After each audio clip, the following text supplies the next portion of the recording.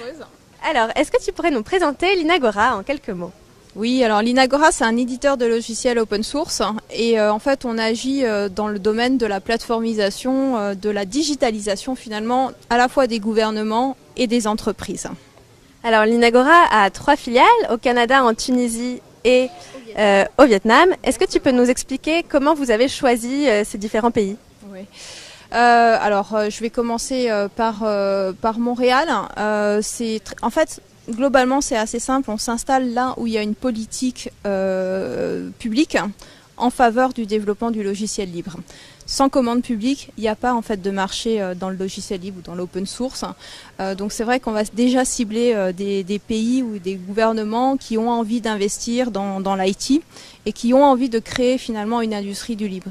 Une industrie de l'informatique. C'est vrai qu'en utilisant du logiciel libre, on crée des emplois dans le pays, sur le territoire, plutôt que de donner de l'argent ailleurs, pour ne pas citer Irlande ou États-Unis par exemple. Voilà. Donc ça a été ça les points clés en fait de choix des implantations.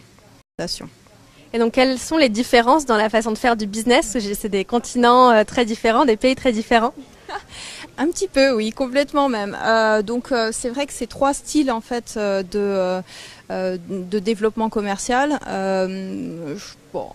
Comment te dire?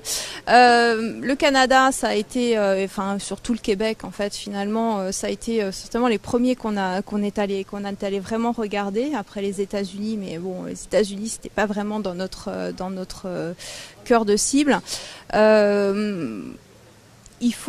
Tout cela prend beaucoup de temps, donc voilà, on a commencé par des études, on a commencé par démontrer finalement la faisabilité, etc. Et puis je suis très contente, on vient de gagner un très beau contrat en fait à la ville de Montréal, très gros, donc qui va nous permettre en fait de faire un grand pas en fait dans le développement de notre filiale au Canada. La Tunisie, finalement, c'est un pays qui est assez proche de la France en termes de coopération. Il y a eu beaucoup de coopération de pays à pays. Il y a eu ce qu'on appelle l'Alliance franco-tunisienne pour le numérique qui a été créée et qui permet en fait de drainer en même temps de la coopération de pays à pays, et bien aussi d'embarquer finalement les industries et les industriels plutôt. Et donc c'est comme ça qu'on a fonctionné en Tunisie.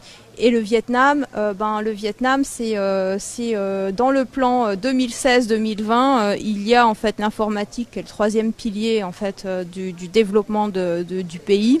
Et donc c'est ce que je te disais tout à l'heure en fait. Du coup ça correspondait très très bien en fait à l'open source. Et puis le Vietnam, il y a par ailleurs une communauté start-up, tech, etc. qui est assez intéressante, on a beaucoup œuvré et participé en fait à la création du French Tech Hub, plutôt la labellisation de la communauté French Tech en French Tech Hub.